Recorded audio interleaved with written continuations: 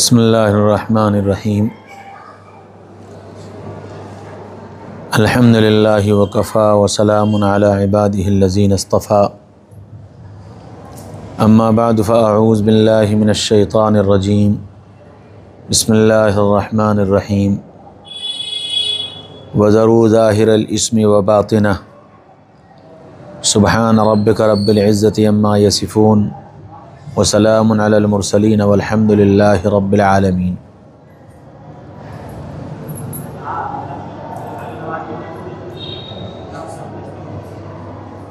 ہر ایمان والا یہ چاہتا ہے کہ ہم اللہ کے نیک بندے بن جائیں،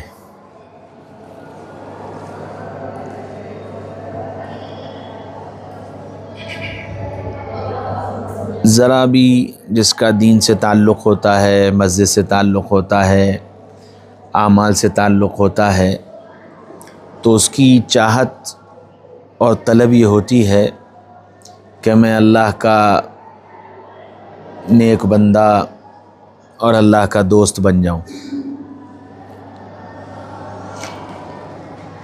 اور نظام دنیا کا یہ ہے کہ دوست کے لیے مہمان خانہ ہوتا ہے اور دشمن کے لیے قید خانہ ہوتا ہے۔ تو اللہ تعالیٰ نے اپنے دوستوں کے لیے مہمان خانہ جنت کو بنایا ہے اور اپنے دشمنوں کے لیے قید خانہ جہنم کو بنایا ہے۔ تو ظاہر بات ہے کہ دنیا میں کوئی بھی آدمی قید خانے میں جانا نہیں چاہتا، جیل میں جانا نہیں چاہتا۔ ہر آدمی یہ چاہتا ہے کہ میں چین کی، سکون کی، آرام کی زندگی گزاروں اور میرے لیے آسانیاں ہوں، راحتیں ہوں، اور جہاں میں جاؤں وہاں میرا اکرام ہو۔ تو اب بندہ دنیا میں وہ اعمال اختیار کرتا ہے جن کے ذریعے سے اس کو مہمان خانہ مل سکے، جنت مل سکے۔ تو اللہ تعالیٰ ان اعمال کی برکت سے اسے جنت میں پہنچا دیتے ہیں۔ اور اسی میں شیطان کا مقابلہ ہوتا ہے۔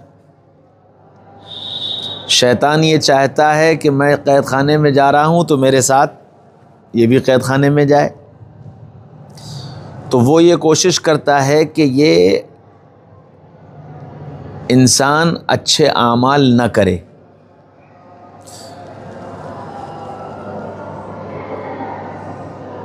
اور جب یہ اچھے اعمال نہیں کرے گا، برے اعمال کرے گا، تو ظاہر بات ہے اللہ کا باغی بنے گا، اللہ کا دشمن بنے گا۔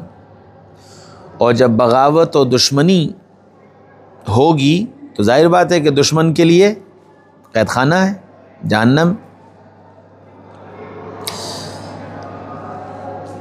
دنیا میں اللہ کا ولی بننا، اللہ کا دوست بننا بہت آسان ہے کہ دوست بننے کے لیے کیا کرنا پڑے گا کہ دوست بننے کے لیے وہ کام چھوڑنا پڑیں گے جن کاموں سے ہم دشمن بن جایا کرتے ہیں، اور دشمن بن جانے والے کام گناہ ہیں۔ آدمی گناہ چھوڑ دے تو اللہ کا دوست بن جائے گا، اللہ کا ولی بن جائے گا۔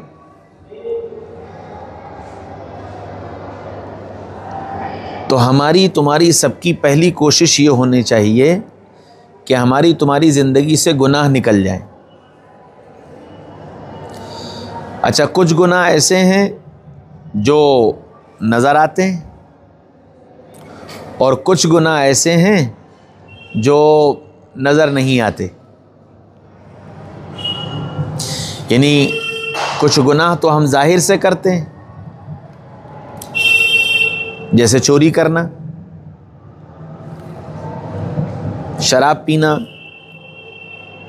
جھوٹ بولنا، دھوکہ دینا، کہ یہ ساری چیزیں ایسے گناہ ہیں جو نظر آنے والے ہیں، اور کچھ گناہ ایسے ہوتے ہیں جو نظر نہیں آتے، جیسے بد نظری کرنا، غلط باتیں سوچنا، گناہ کے خیالات دل میں لانا۔ اب یہ وہ گناہ ہیں جو نظر نہیں آتے، یہ وہ گناہ ہیں جو نظر نہیں آتے۔ تو ہم نظر آنے والے گناہ اور نہ نظر آنے والے گناہ، ان دونوں سے بچ جائیں۔ اچھا، نظر آنے والے گناہوں سے آدمی اس وقت تک بچتا ہے، بچ جاتا ہے جب تک کوئی دیکھ رہا ہو، اور جب دل میں یہ خیال آ جاتا ہے کہ کوئی دیکھ نہیں رہا تو پھر وہ گناہ ہو جاتے ہیں۔ اور ان گناہوں سے جو نظر آنے والے ہیں یا نہ نظر آنے والے ہیں، ان گناہوں سے بچنے کے لیے سوائے اس کے اور کوئی راستہ نہیں ہے کہ بندے کے دل میں یہ خیال پیدا ہو جائے کہ میرا اللہ مجھے دیکھ رہا ہے۔ انہ علیم بذات الصدور، وہ تو میرے دل کے خیالات کو بھی جانتا ہے۔ وحصل ما فی الصدور، اور ایک دن آئے گا جس دن میرے اندر کے خیالات بھی اللہ میرے سامنے لا کر رکھ دے گا۔ تو اپنے کو گناہ سے بچانے کی کوشش کرنا کہ ہم گناہ سے بچ جائیں۔ اللہ کے نبی صلی اللہ علیہ وسلم سے ایک صاحب نے آ کر سوال کیا کہ یا رسول اللہ، کوئی ایسا راستہ بتا دیجئے کہ میں بڑا عبادت گزار بن جاؤں، بڑا عبادت گزار بن جاؤں۔ تو اب اس سوال کا جواب کیا ہونا چاہیے تھا کہ جی تہجد پڑھو، اتنے وظیفے پڑھو، اتنی رکعت نفل پڑھو، اتنا قرآن پڑھو، اتنا یہ کرو، اتنا یہ کرو۔ بڑا عبادت گزار جبھی تو بنے گا نا کہ بھئی زیادہ کرو، جو عبادت کر رہے ہو اس کو زیادہ کر دو۔ لیکن اللہ کے نبی صلی اللہ علیہ وسلم نے فرمایا کہ گناہ چھوڑ دو، بڑے عبادت گزار بن جاؤ گے۔ گناہ چھوڑ دو تو تم بڑے عبادت گزار بن جاؤ۔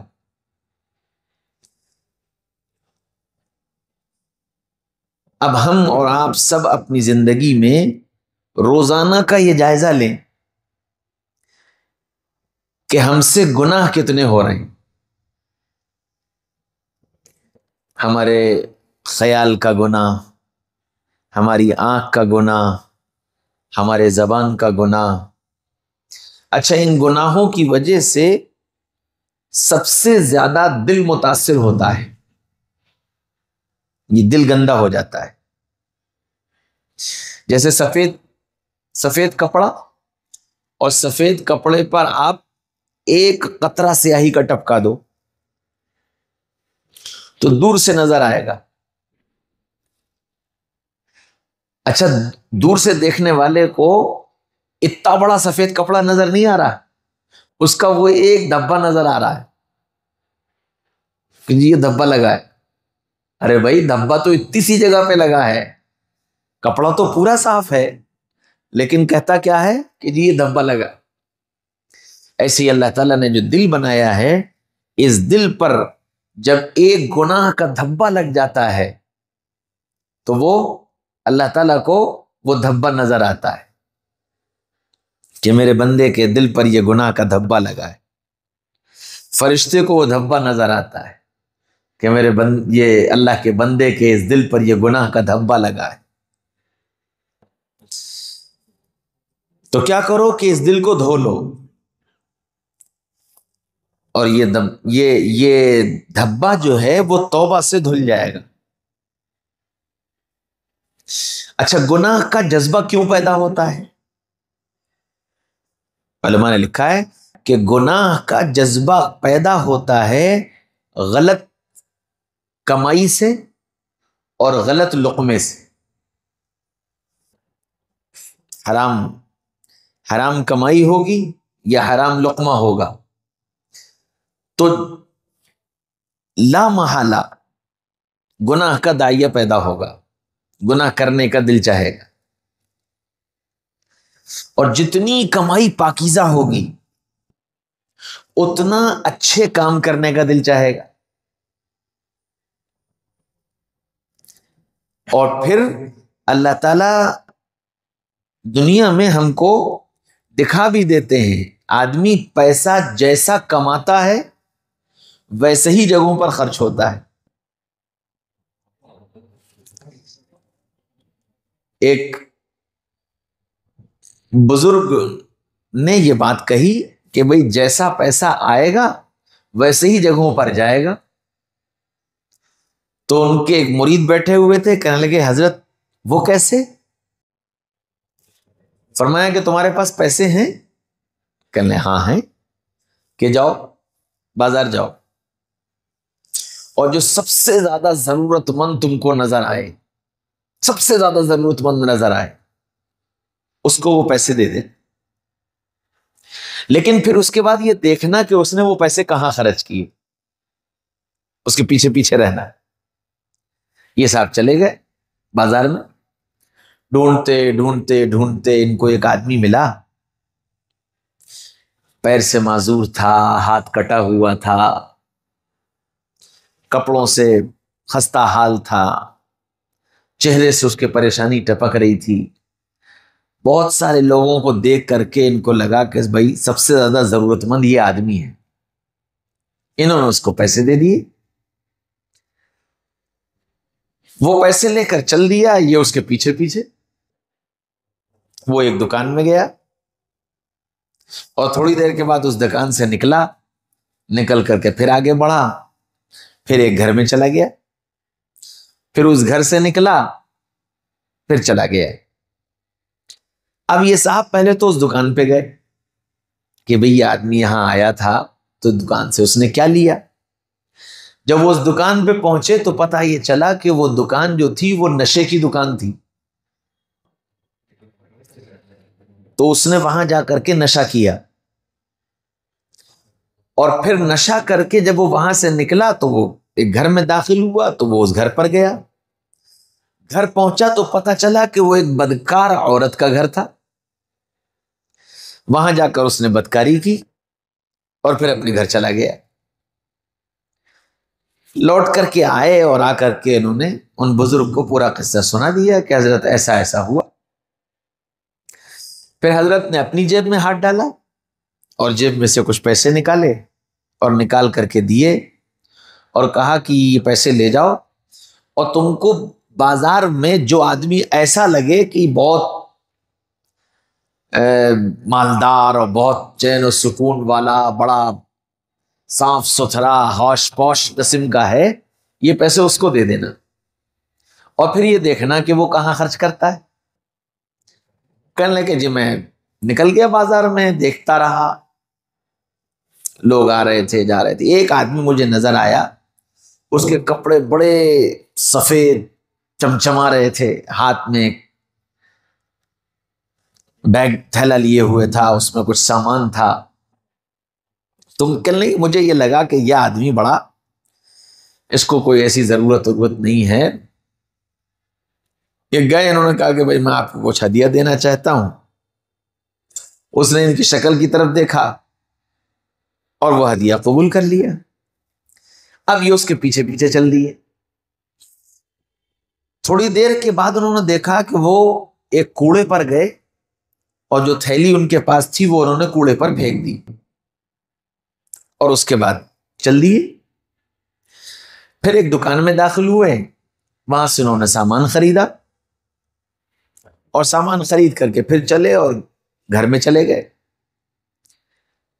تو یہ صاحب دکان پر گئے اور پوچھا کہ صاحب وہی فلاں صاحب آئے تھے، انہوں نے کیا خریدا؟ انہوں نے کہا صاحب چاول خریدا، آٹا خریدا، دال خریدا، یہ لیا، گھر کی ضروریات کے جو سامان تھے وہ سب لیے. پھر یہ ان کے گھر پہنچے، کنڈی کھٹکھٹائی، باہر نکلے کہنے لگے یہ بتاؤ ہم نے جو پیسے تم کو دیے تھے وہ تم نے کہاں خرچ کیے؟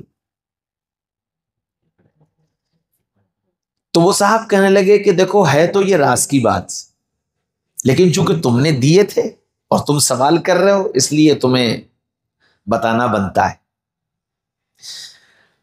بات یہ ہے کہ ہم سادات گھرانے کے ہیں، محمد رسول اللہ صلی اللہ علیہ وسلم کے خاندان سے ہمارا تعلق ہے، اور ہمارے گھر میں 12 عورتیں ہیں، بیٹیاں ہیں، بیوی ہے، بہن ہے، ساس ہیں، اور ان 12 عورتوں کا اکیلا ذمہ دار میں ہوں، اور میں 1 ہفتے سے بیمار تھا۔ آج 4تھا دن تھا میرے گھر میں فاقے کو، اور میں سوال کسی سے کرنا نہیں چاہتا تھا، تو میں گھر سے نکلا کہ اب تو 4 دن ہو گئے ہیں، اللہ نے مردار بھی حلال کر دیا ہے، تو کہیں کسی جگہ مجھے اگر کوئی مردار بھی مل گیا تو میں وہ لا کر کے گھر والوں کو دے دوں گا کہ بھئی اسے بنا لو کھا لو۔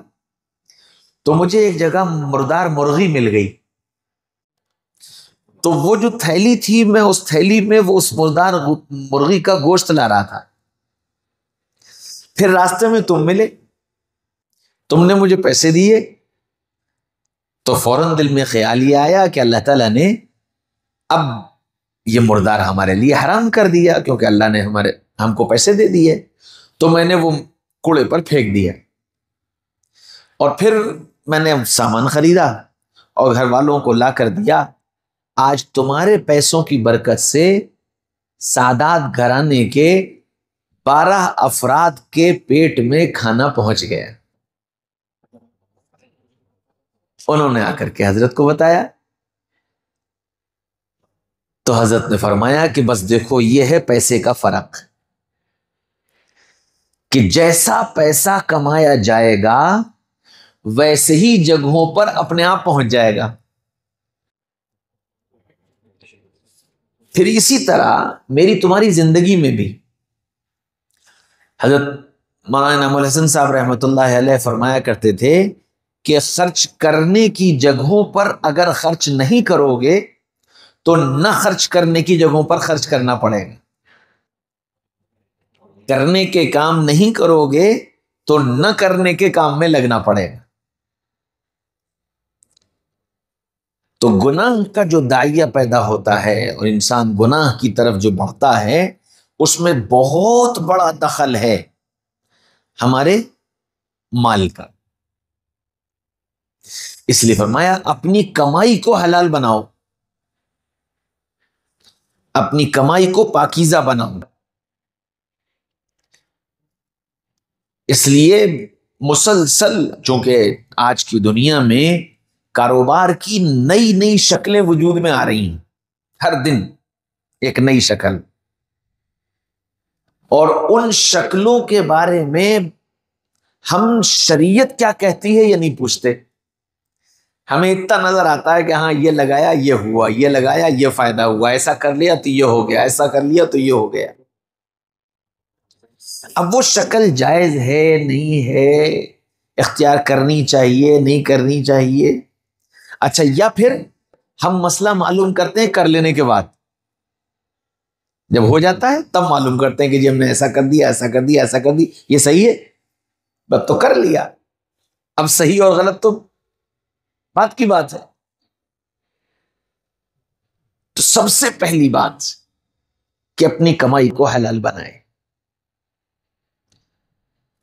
ہمارے دادا رحمت اللہ علیہ جب کوئی دعوت کرتا تھا ان کی تو اس سے 2 باتیں پوچھتے تھے، پہلے تو یہ بتاؤ کہ تم کیسے پیسہ کہاں سے کماتے ہو، کیسے کماتے ہو، کمائی حلال ہے کہ نہیں، اور دوسری بات یہ بتاؤ کہ تمہارے اوپر کوئی قرضہ تو نہیں، اگر قرضہ ہے تو دعوت سے پہلے اس قرضے کا ادا کرنا ضروری ہے۔ آج کل ہم پتہ نہیں کہاں کہاں پیسہ خرچ کرتے رہتے ہیں، اور جنہوں نے قرضہ دے رکھا انہیں پریشان کرتے رہتے ہیں۔ انہیں پریشان کرتے رہتے. اور قرض لے کر وقت پر ادا نہ کرنا، وعدے کا پورا نہ کرنا، یہ نفاق کی علامت ہے. یہ نفاق کی علامت ہے کہ ایمان والا وعدہ خلافی نہیں کر سکتا. اللہ کے نبی صلی اللہ علیہ وسلم سے جب پوچھا گیا تو منافقوں کی جو علامت بتائی تو کیا کہ جب بولے گا جھوٹ بولے گا، جب بولے گا جھوٹ بولے گا، اور جب وعدہ کرے گا تو وعدہ خلافی کرے گا، کبھی وعدے پر پورا نہیں اترے گا، اور جب امانت دی جائے گی تو امانت میں خیانت کرے گا. تو اب اپنی زندگی میں اس بات کا جائزہ لینا کہ مجھ سے کوئی خیانت تو نہیں ہو رہی، مجھ سے کوئی وعدہ خلافی تو نہیں ہو رہی، اور میری بات میں جھوٹ تو نہیں ہے. آج کل عام ذہن یہ بن گیا ہے کہ کاروبار تو بغیر جھوٹ کے چلتا ہی نہیں، کاروبار تو بغیر جھوٹ کے چلتا ہی نہیں، اور کاروبار میں جھوٹ کو ہنر سمجھا جانے لگا. کاروبار میں جھوٹ کو ہنر سمجھا جانے لگا کہ بڑا بڑھیا ٹیکٹ آتا ہے اس کو گاہک کو بیوقوف بنانے کا، اس کو ہنر سمجھا جانے لگا. ایک حدیث میں فرمایا نا اللہ کے نبی صلی اللہ علیہ وسلم نے کہ کیف بکم اذا رؤی المعروف منکرا والمنکر معروفا، اس وقت تمہارا کیا حال ہوگا جب تم کو بھلائی بری لگے گی اور برائی اچھی لگے گی. جو آدمی سچ کے ساتھ، امانت داری کے ساتھ، دیانت کے ساتھ، وعدے کے پورا کرنے کے ساتھ جو آدمی کاروبار کر رہا ہے، آج کی دنیا میں اسے بے وقوف سمجھتے ہیں. آج کی دنیا میں اس کو بے وقوف سمجھا جاتا ہے، اور جو جتنا جھوٹ بولے، جتنا دھوکہ دے، جتنا ادھر سے ادھر کرے، اتنا ہی اس کو تیز ترار سمجھا جاتا ہے کہ جی بہت شارپ مائنڈڈ ہے. تو تجارت کا دین سمجھنا اور تجارت کے دین کو سمجھنے کی کوشش کرنا کہ میں تجارت کا دین کیسے اپنی تجارت کو دین پر کیسے لاؤں، حلال کیسے بناؤں، میرا پیسہ حرام نہ ہونے پائے. کیونکہ صرف پیسے ہی حرام نہیں ہوگا، پھر یہ پیسہ میرے گھر کی ساری چیزوں کو حرام کرتا چلا جائے. اس پیسے سے کپڑا بناؤ گے وہ حرام، اس کپڑے سے بجلی کا بل ادا کرو گے وہ حرام، اس کپڑے سے گھر میں کھانے کا سامان لاؤ گے وہ حرام، اس کپڑے سے بیماروں کے علاج کے لیے دوا لاؤ گے وہ حرام. اب سب بگڑتا جائے گا. اور فرمایا کہ جب اللہ کے نبی صلی اللہ علیہ وسلم کی حدیث ہے کہ ایک آدمی دعا مانگتا ہے، ایک آدمی دعا مانگتا ہے، اور اللہ نے کیا کہا؟ ادعونی استجب لکم، تم مجھ سے مانگو گے میں تمہاری دعا قبول کروں گا. تو اللہ تو اپنے وعدے کا سچا ہے، یہ تو ہو نہیں سکتا کہ اللہ سے مانگا جائے اور اللہ پورا نہ کرے. پھر میری دعا قبول کیوں نہیں ہو رہی؟ فرمایا کہ ایک ایمان والا ہاتھ اٹھا کر اللہ سے دعا مانگتا ہے، اے اللہ یہ کر دے، یہ کر دے، یہ کر دے، اور اللہ تعالیٰ اس کے جواب میں کہتے ہیں تیرا کھانا حرام، تیرا پینا حرام، تیرا لباس حرام، بتا میں تیری دعا کیسے قبول کر لوں، بتا میں تیری دعا کیسے قبول کر لوں. اب یہ دعائیں مانگ مانگ تھک گیا اور مسئلہ حل ہو نہیں رہا، تو کہیں گڑبڑ ہو رہی ہے، لیکیج ہے. اس لیکیج کو بند کرنا پڑے گا. آج کل انڈر گراؤنڈ فٹنگ ہوتی ہے، لیکیج کہیں ہوتا ہے، اثر کہیں نظر آتا ہے. پانی ہے کہیں بھی راستہ بنا لے گا. لیکیج یہاں تھا اور پانی آگے بڑھ کر کے یہاں پہ سیلن آ گئی، ہم اس کو توڑ کے دیکھ رہے ہیں، یہاں کچھ نہیں ملا. ان کا بھی لیکیج تو کہیں اور ہے.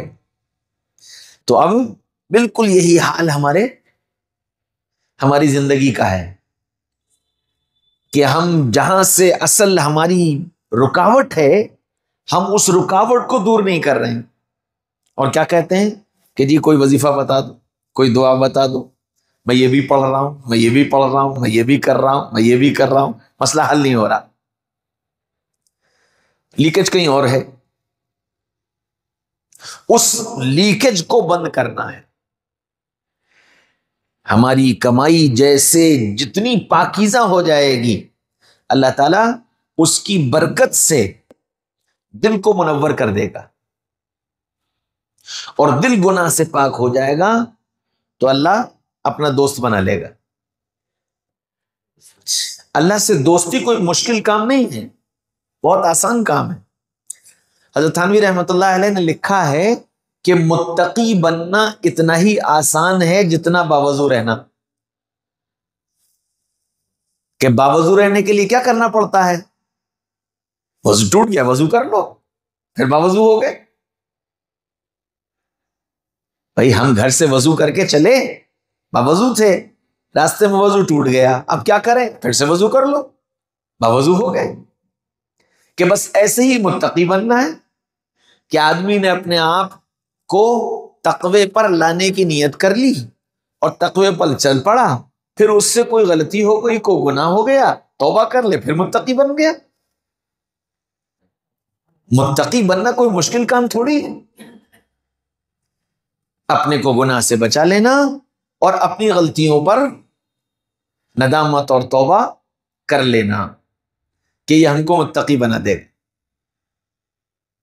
اور تقوی ہم کو اللہ کی ولایت تک پہنچا دے گا، اللہ کی دوستی. ولی جو کہتا ہے ان اللہ ولی الذین آمنوا، قرآن کہتا ہے اللہ ولی الذین آمنوا یخرجہم من الظلمات الی النور، کہ ولی وہ ہیں جو گناہوں کی اندھیریوں سے نکل کر نیکیوں کے نور میں داخل ہو گئے، وہ اللہ کے ولی بن گئے. اب ہم اپنی زندگی کا جائزہ لیں کہ ہم کہیں گناہوں کے اندھیریوں میں تو نہیں چل رہے. اب وہ گناہ کے اندھیرے کھلے عام بھی ہوں گے اور بند کمروں میں بھی ہوں گے، تنہائی میں بھی ہوں گے، مجمع میں بھی ہوں گے، ظاہر میں بھی ہوں گے اور باطن میں بھی ہوں گے. تو وہ گناہ جو میری زندگی کے اندر اندھیرا لا رہے ہیں، ان گناہوں سے اپنے کو بچانے کی کوشش کرنا. ایک آدمی کے سر میں درد ہوا، الٹی ہوئی، چکر آئے، تو ان کا کہ جی میڈیکل اسٹور سے درد کی دوا لے آؤ. اس نے درد کی دوا میڈیکل اسٹور سے خریدی اور کھا لی، اور درد پر کوئی فرق نہیں پڑا. ایک اور گولی کھا لی. وہ درد کی گولی کھائی کہ درد چلا جائے، نتیجہ اس درد کی گولی کے کھانے کا یہ ہوا کہ کڈنی فیل ہو گئی. کیوں؟ اس لیے کہ اسے یہ نہیں معلوم تھا کہ یہ درد کیوں ہے. یہ درد کیوں ہے یہ ڈاکٹر بتائے گا، اور پھر اس درد کی دوا کیا ہے یہ بھی ڈاکٹر بتائے گا. تو ہم ڈاکٹر کے پاس جانا ہی نہیں چاہتے، ہم ڈاکٹر کے پاس جانا نہیں چاہتے کہ میڈیکل اسٹور سے دوا لے لیں گے، اسی سے ٹھیک ہو جاتا ہے. تو ہر درد کی دوا سے ٹھیک نہیں ہوتا، اس کا کوئی ریزن ہوتا ہے کہ یہ درد کیوں ہو رہا ہے. وہ ڈاکٹر اس ریزن کو علامات سے سمجھے گا کہ بھئی یہ علامت ہے تو یہ درد اس وجہ سے ہے، اس میں یہ دوا کام کرے گی۔ بالکل اسی طرح میری تمہاری زندگی میں جو بیماریاں گناہوں کی شکل میں داخل ہوتی ہیں، چاہے وہ نماز کی سستی ہو، چاہے وہ جھوٹ بولنا ہو، چاہے وہ بد نظری ہو، اور چاہے وہ اپنے آپ کو تنہائی کے گناہوں میں مبتلا رکھنا ہو، جتنی چیزیں ہیں جو ہمارے اندر بیماری کی شکل میں داخل ہوتی ہیں، جب تم ڈاکٹر کو بتاؤ گے تو وہ ہماری علامات کو دیکھ کر دوا تجویز کرے گا کہ اس کے لیے کس دوا کی ضرورت ہے۔ ہم یہ سمجھتے ہیں کہ جی اللہ کا شکر ہے، ہم تو سب جانتے ہیں، اس لیے ہمیں تو کوئی مسئلہ ہی نہیں، ہمیں کسی ڈاکٹر کے پاس جانے کی ضرورت ہی نہیں۔ جسمانی اعتبار سے جس طرح ہم اپنے کو ڈاکٹر کا محتاج سمجھتے ہیں اور ڈاکٹر کی دوا کے بتائے بغیر دوا نہیں کھاتے، اس سے کہیں زیادہ ضروری ہے اپنی روحانی اعتبار سے اپنے کو کسی معالج کے حوالے کرنا کہ مجھے میری بیماریاں یہ ہیں اور مجھے ان بیماریوں کا علاج کرانا ہے۔ اسی وجہ سے شیخ کو اپنا رازدار بھی سمجھے اور اپنا ڈاکٹر بھی سمجھے اور اپنا مربی بھی سمجھے۔ علاج جب تک ڈاکٹر کو مرض نہیں بتاؤ گے علاج نہیں ہو سکتا۔ ڈاکٹر کو مرض تو بتانا پڑے گا کہ جی یہ پریشانی ہے، تو ہمیں اپنے روحانی امراض بتانے پڑیں گے۔ اللہ کے نبی صلی اللہ علیہ وسلم کے پاس آئے نا، ایک صحابی آئے، کہنے لگے کہ جی یا رسول اللہ زنا کی اجازت دے دو۔ بیماری تھی، وہ بیماری آ کر بتائی، اللہ کے رسول نے پھر اس کا علاج بتایا۔ اور کیسا علاج بتایا؟ اللہ اکبر، فرمایا میرے قریب آ جاؤ، اور قریب بلا کر پھر رشتوں کی اہمیت بتائی کہ پہلے اس کے ذہن میں رشتوں کی اہمیت بٹھاؤ۔ تو اس سے کیا کہا کہ ایک بات یہ بتاؤ کہ تم جس سے زنا کی اجازت مانگ رہے ہو، اگر کوئی آ کر ایک آدمی کوئی آ کر یہ کہے کہ مجھے اس کی بہن سے زنا کی اجازت دے دو، برداشت کرو گے تو؟ کہ نہیں یا رسول اللہ، میں تو گردن مار دوں گا۔ اچھا خالہ کے بارے میں کہے تو، اچھا پھوپھی کے بارے میں کہے تو ہر ایک کے جواب میں کہ نہیں یا رسول اللہ، نہیں یا رسول اللہ۔ فرمایا کہ تم جس سے زنا کی اجازت مانگنے آئے ہو وہ بھی تو کسی کی بہن ہے، وہ بھی تو کسی کی خالہ ہے، وہ بھی تو کسی کی پھوپھی ہے۔ اگر اسے پتہ چلے تو تمہارے ساتھ کیا ہوگا؟ اور پھر اللہ کے نبی صلی اللہ علیہ وسلم نے سینے پر ہاتھ مارا اور دم کیا۔ وہ صحابی یہ کہتے ہیں کہ پھر میری نگاہ میں اس سے زیادہ برا عمل کوئی تھا ہی نہیں۔ تو ہم ڈاکٹر کو اپنا مرض بتائیں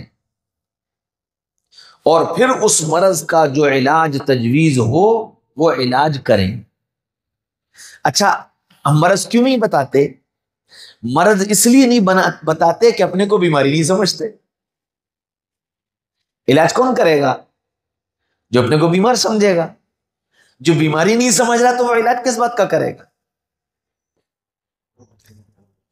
ذہن میں یہ بیٹھ گیا کہ الحمدللہ میں تو نماز پڑھتا ہوں، میرے چہرے پر داڑھی ہے، اور میں ماشاءاللہ یہ قرآن پڑھتا ہوں، میں ماشاءاللہ یہ تسبیح پڑھتا ہوں، میں ماشاءاللہ یہ کرتا ہوں، تو میں کہاں سے بیمار ہوں؟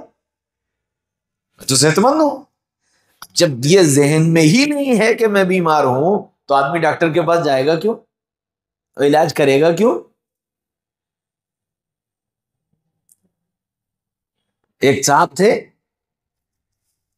کسی مریض کو لے کے گئے ڈاکٹر کے، ڈاکٹر نے ان کا مریض کا الٹرا ساؤنڈ کروایا، الٹرا ساؤنڈ ہو گیا تو وہ صاحب کہنے لگے کہ مجھے ایک دم سے خیال آیا لاؤ میں بھی ذرا الٹرا ساؤنڈ کرا لوں.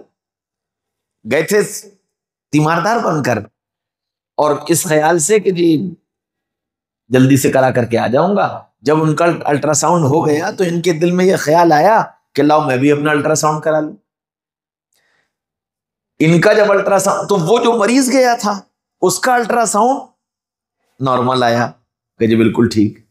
یہ جو لے کے گئے تھے جب ان کا الٹرا ساؤنڈ ہوا تو پتہ یہ چلا کہ کڈنی میں کینسر کی گانٹھ ہے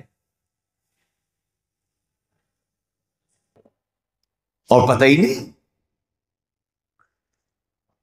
تو ایسے ہی میری تمہاری زندگیوں میں اللہ کی نافرمانی کے نہ جانے کتنے کینسر پنپ رہے ہیں. اور کینسر کا علاج کہ جو جس جگہ پر ہے اس کو کاٹ کر نکال دو ورنہ یہ بڑھ جائے گا پھیلتا چلا جائے گا. تو جو گناہ زندگی میں داخل ہیں اگر ان گناہوں کو زندگی سے نہ نکالا گیا تو یہ ایک گناہ دوسرے گناہ کے آنے کا سبب بنے گا. اور پھر شروع میں تو یہ گناہ کو گناہ سمجھ کر کرے گا اور جب اس کو یہ مرض بڑھ جائے گا تو پھر وہ گناہ اس کو گناہ نہیں لگے گا, وہ اس کی عادت بن جائے گی. اور پھر تیسرا مرحلہ یہ آئے گا کہ پھر اس گناہ میں اسے لذت آنے لگی, مزہ آنے لگے گا اور اس گناہ کا چھوڑنا اس کے لیے مشکل ہوتا چلا جائے. اس لیے پہلے مرحلے پر اپنے علاج کی فکر کر لے اور گناہ زندگی سے نکلے گا تو اللہ کی ولایت مل جائے گی, اللہ کی دوستی مل جائے گی. تو ہم اللہ کی دوستی کو حاصل کرنے کے لیے اپنے کو گناہ سے بچانے کی کوشش کریں اور 24 گھنٹے کا ہمارا یہ مراقبہ ہے. مراقبہ مطلب سوچنا کہ آج مجھ سے کوئی گناہ تو نہیں ہوا, آج مجھ سے کوئی گناہ تو نہیں ہوا. اچھا جب ہم سوچیں گے تو سامنے آئے گا اور پھر خیال آئے گا. آتا ہے کتابوں میں لکھا ہے حسنات الابرار سیئات المقربین, کہ جو نیک لوگ ہوتے ہیں ان کی نیکیاں, جو اللہ کے مقرب بندے ہوتے ہیں ان کو وہ نیکیاں بھی گناہ لگتی ہیں, ان کو وہ نیکیاں بھی گناہ لگتی ہیں. تو جیسے جیسے اللہ کا تعلق بڑھے گا اپنی ہر چیز میں کمی نظر آئے گی, اپنی نماز میں, اپنے اخلاق میں, اپنے مزاج میں, اپنی عادات میں, اپنی دعاؤں میں, اپنی زندگی میں, اپنی کمائی میں, اپنے کھانے پینے میں, اپنے اٹھنے بیٹھنے میں, ہر چیز میں اپنی کمی نظر آئے گی. اور جتنا اللہ سے دوری ہوتی جائے گی, جتنا اللہ سے دوری ہوتی جائے گی اپنا آپ اچھا لگنے لگے گا, اپنا آپ اچھا لگنے لگے گا اور دوسرے میں کمیاں نظر آنے لگیں کہ جی اس میں یہ کمی, اس میں یہ کمی, اس میں یہ کمی, میں بہت اچھا, میں بالکل ٹھیک ہوں. اپنا آپ اچھا لگے گا. جتنا اللہ سے تعلق میں کمزوری ہوگی اور جتنا زندگی پر گناہوں کے اثرات ہوں گے اتنا اپنا آپ اچھا لگے گا اور جتنا زندگی اب گناہوں سے نکلے گی اتنا اپنا آپ برا لگے گا, اپنے آپ میں کمیاں نظر آئیں گی. اور یہ اپنے آپ کی کمیاں نظر آ جانا یہ اس کے اللہ کے قرب کا ذریعہ ہے. کیونکہ ظاہر بات ہے جب مجھے اپنی بیماری نظر آنے لگے تو پھر علاج کی فکر پیدا ہو جائے گی. جب مجھے اپنی بیماری نظر آنے لگے تو علاج کی فکر پیدا ہو جائے گی. اور اگر اپنی بیماری نظر نہیں آ رہی، صرف دوسروں کی بیماری نظر آ رہی ہے، تو یہ دوسروں کے علاج کی فکر میں تو رہے گا، اپنے علاج کی فکر نہیں آئے۔ اس لیے ہم سب اس کے محتاج ہیں، ہم سب اس کے محتاج ہیں کہ ہم اپنی کمیوں پر نگاہ رکھنے والے بنیں، اور اپنی کمیوں پر نگاہ اس وقت جائے گی جب ہمارا اللہ سے تعلق بڑھے گا، کیونکہ اللہ تعالیٰ اپنا دوست بنانے کے لیے مجاہدات اور قربانیوں میں ڈال کر پاک صاف کر کے اپنا دوست بناتے ہیں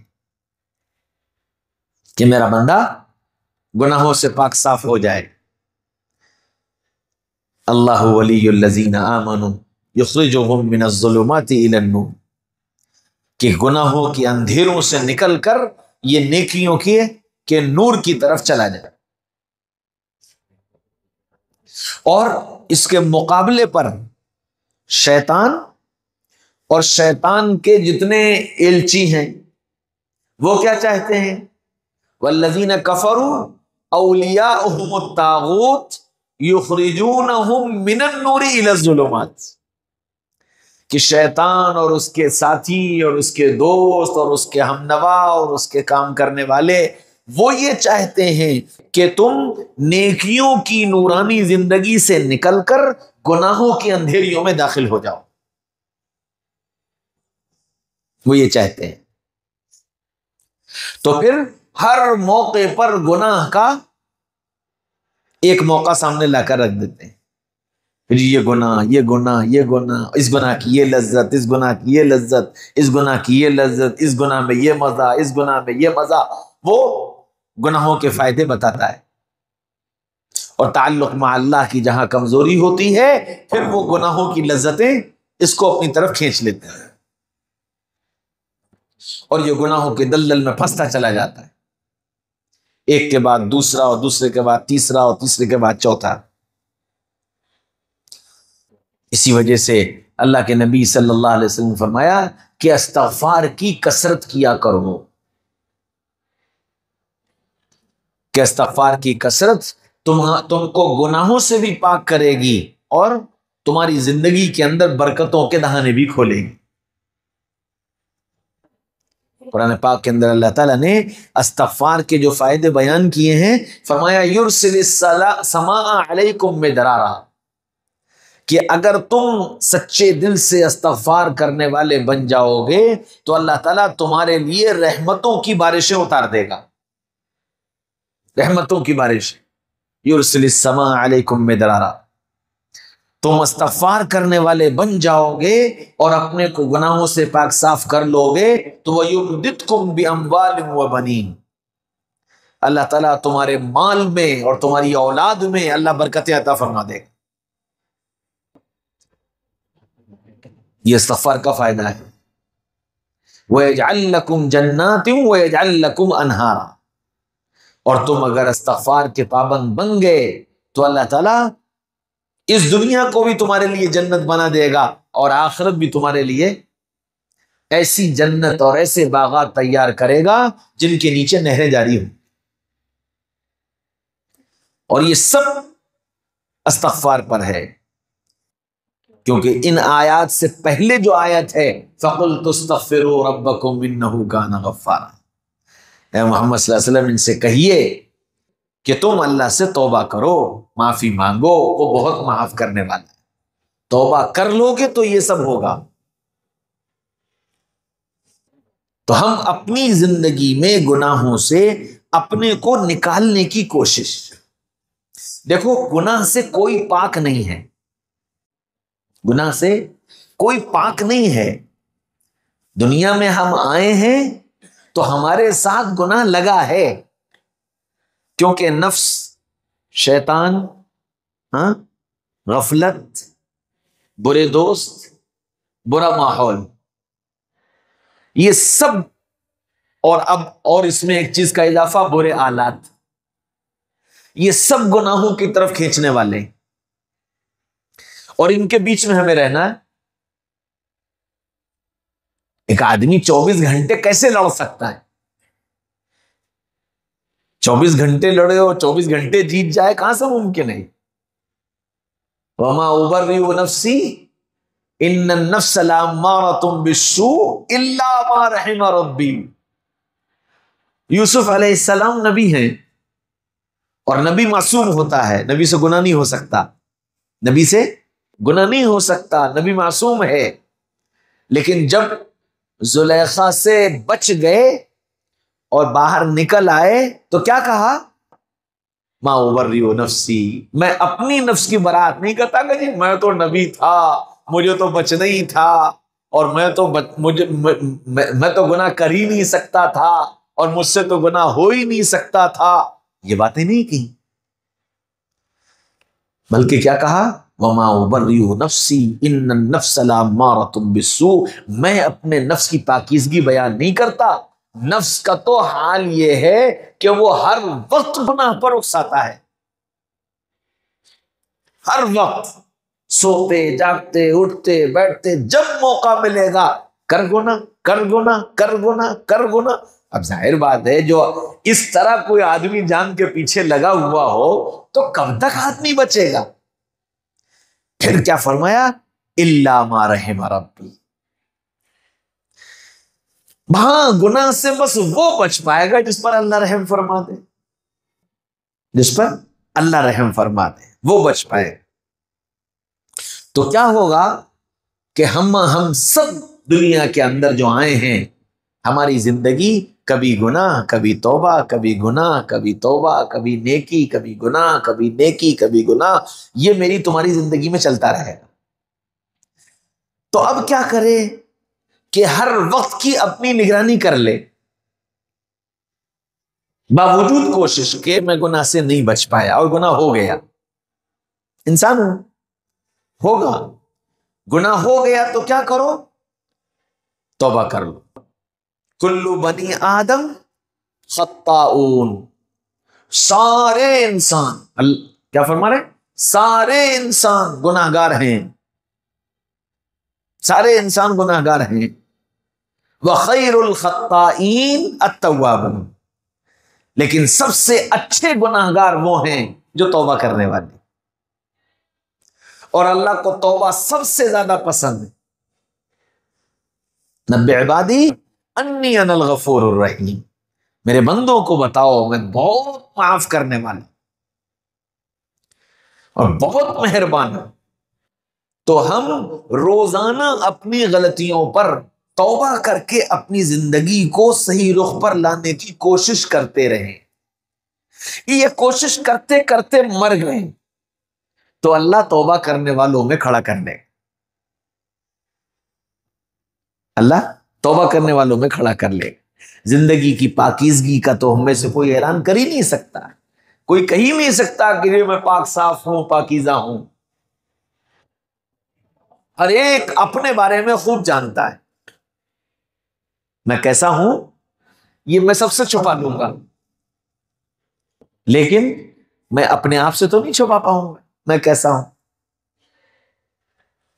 میں تو اپنے بارے میں جانتا ہوں، اور یہ بھی جانتا ہوں کہ اللہ تعالیٰ نے میرے ساتھ کتنی ستاری کر رکھی، میرے گناہوں کو، میری غلطیوں کو، میری کوتاہیوں کو اللہ نے چھپا رکھا ہے، کسی کو نہیں پتا چلنے دے رہے، کسی کو نہیں بتا رہے، اس امید پر کہ میرا بندہ توبہ کر کے پھر میرے پاس آ جائے، پھر لوٹ آئے۔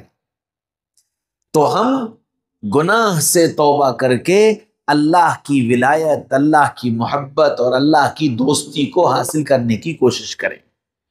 دنیا میں سب سے آسان کام اللہ کو منانا ہے، دنیا میں سب سے آسان کام اللہ کو منانا ہے، شرط یہ ہے کہ بندہ سچے دل سے اللہ کو منائے، دھوکہ نہ دے، اللہ کو دھوکہ نہ دے، سچے دل سے اللہ کو منائے، اور جب یہ سچے دل سے مناتا ہے تو اللہ فوراً مان جاتا ہے، اللہ فوراً مان جاتا ہے۔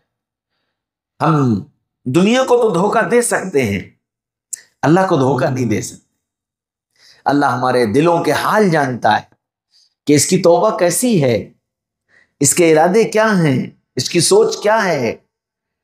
تو ہم اچھی سوچ کے ساتھ، پختہ ارادے کے ساتھ اپنے گناہوں سے توبہ کر کے اللہ کی ولایت اور اللہ کی دوستی حاصل کرنے والے بن جائیں۔ اور جب اللہ کی دوستی حاصل ہو جائے گی تو پھر ادعونی استجب لکم، جو تم مانگو گے پورا کروں گا، ہاتھ اٹھاؤ گے خالی نہیں پھر لوٹاؤں گا۔ ہاں، پھر اللہ تعالیٰ مستجاب الدعوات بنا لیتا ہے کہ زبان سے جو نکلتا ہے اللہ اسے قبول کر لیتے۔ تو اس دنیا کے اندر مقصود یہ ہے کہ ہم اللہ کی دوستی حاصل کر کے زندگی گزارنے والے بن جائیں۔ اللہ مجھے بھی نصیب فرما دے، آپ سب کو بھی نصیب فرما دے، اور ہم اللہ کے دوست بن کر زندگی گزارنے والے بن جائیں۔